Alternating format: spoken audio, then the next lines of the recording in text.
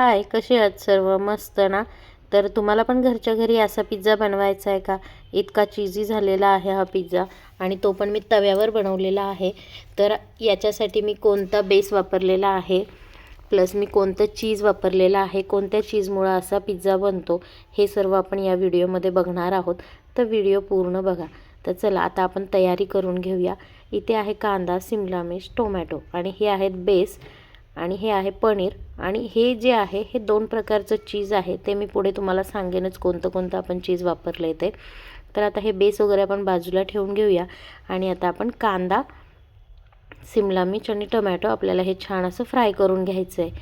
अगोदर आपल्याला कढईमध्ये तेल न टाकता कांदा थोडासा फ्राय करून घ्यायचा आहे, जेणेकरून त्यातलं पाणी जरा सुकून जाईल, म्हणजे कांदा आपला असा सॉफ्ट पडणार नाही. तर इथे असं थोडासा कांदा भाजला की लगेच त्याच्यावर थोडंसं तेल टाकायचं, थोडंसं परतून घ्यायचं. परतून झालं की शिमला मिर्च टाकायची आणि ती पण छान अशी परतून घ्यायची, थोडीशी सॉफ्ट होईपर्यंत परतायची, जेणेकरून मुलं खातील ती शिमला मिर्च थोडीशी सॉफ्ट झाली की. आता आपण याच्यामध्ये टाकणार आहोत टोमॅटो. टोमॅटो टाकून पण छान असं परतून घ्यायचं आहे आपल्याला. थोडंसं परतलं की चवीनुसार मीठ टाकायचं आणि आता ही भाजी रेडी आहे. तर आता आपण जे बेस घेतलेले आहेत पिझ्झा बनवण्यासाठी, ज्या साईडला आपल्याला पिझ्झावर जे स्टफिंग टाकायचं आहे त्या साईडला आपण थोडंसं शेकून घेणार आहोत. ज्या साईडने आपण शेकून घेतलेली साईड आहे त्याच साईडला आपण हा पिझ्झा सॉस आपण लावून घेणार आहोत. तर हा आहे पिझ्झा सॉस. हा तुम्हाला आपल्या स्टोअरमध्ये पण मिळू शकेल आणि डीमार्टमध्ये तर मिळतो.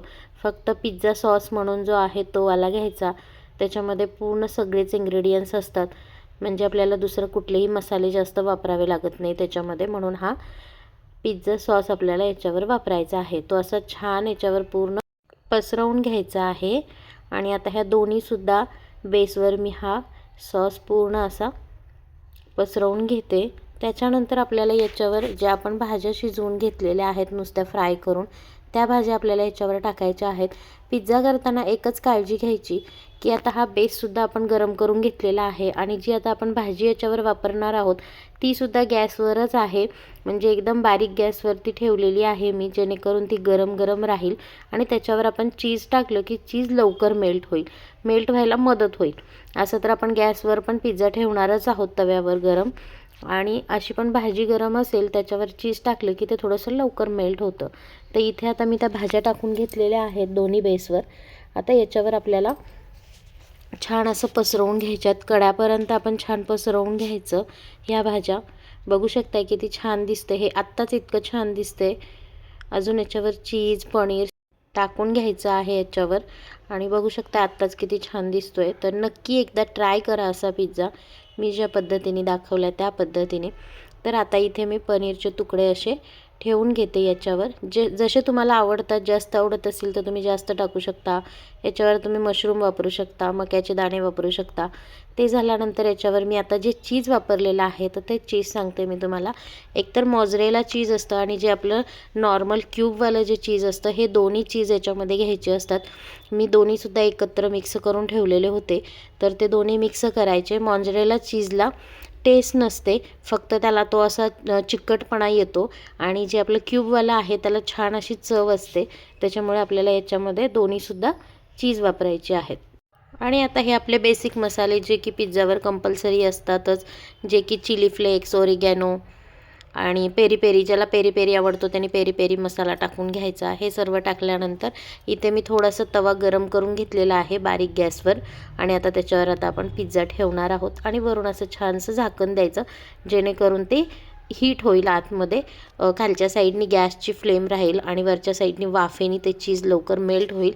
आणि आता 1-2 मिनटात तुम्ही बघू शकाल, तोपर्यंत मी दुसरे बेस पण तयार करते आणि बघू शकाल की इतके छान असं मेल्ट झालेलं असतं ते चीज. तुम्ही दोन्ही प्रकारचं चीज एकदा वापरून बघा. हे बघा किती छान असं हॉटेलसारखंच दिसतंय की नाही पिझ्झा हा. आणि मुलांना तर इतका आवडला होता, कारण याच्यामध्ये चीज मी भरपूर वापरलेलं होतं आणि ते चीज जे असं आपण पीस बाजूला काढताना जे असं चीजी वाटतं मुलांना, तर ते खूप आवडतं. म्हणून मी थोडंसं चीज याच्यावर जास्त वापरलेलं आहे. तर बघू शकताय तुम्ही, दिसायलाच किती छान दिसतंय, बघूनच तोंडाला पाणी सुटतंय की नाही. तर नक्की एकदा असा पिझ्झा घरी ट्राय करून बघा, मुलांना नक्की आवडेल आणि इथे आता मी असे पीस कट करून घेते. बघू शकता किती इझिली कट होतात ते पीस. तुम्ही बाहेरचा पिझ्झा खायचं विसरून जाल, इतका चवीला छान झालेला होता हा पिझ्झा. आणि सर्व भाज्या पण मुलांच्या पोटामध्ये जातात आणि भाज्या आपण तर फ्रेशच वापरतो, त्याच्यामुळं घरच्या घरी पिझ्झा बनवला की तो हेल्दीच होतो. ठीक आहे, त्याच्यामध्ये मैद्याचं तेवढा एक बेस असतो, पण ठीक आहे, कधीतरी आपण मुलांना तेवढं देऊ शकतो. तर बघू शकता हे चीज किती छान मेल्ट झालेलं आहे आणि मुलांना हे खूप आवडतं जास्त. प्रत्येक मुलांना चीजमध्ये हा प्रकार खूप आवडतो. तर तुम्ही पण एकदा नक्की असा पिझ्झा ट्राय करून बघा घरी. व्हिडिओ आवडलाच तर लाईक, शेअर, सबस्क्राईब करायला विसरू नका. किती इझिली हे सर्व पिझ्झा कट होतात आहेत बघू शकताय तुम्ही. स्टफिंग त्याचं अजिबात हलत नाही आहे पिझ्झावरचं, छान असं बसलेलं आहे पिझ्झावर ते स्टफिंग सगळं. एकसारखे असे पीस करायचे. तुम्हाला अजून काय याच्यामध्ये भाज्या ॲड करायच्या असतील तर तुम्ही करू शकता. म्हणजे मक्याचं कणीस असतं, छोटे छोटे बेबी कॉर्न असतात, ते पण वापरू शकता तुम्ही याच्यावर. मी फक्त पनीर वापरलेलं आहे. मक्याचे दाणे पण वापरतात कुणी कुणी, मशरूम वापरतात. तर किती छान झालेलं आहे बघू शकताय. So thank you for watching.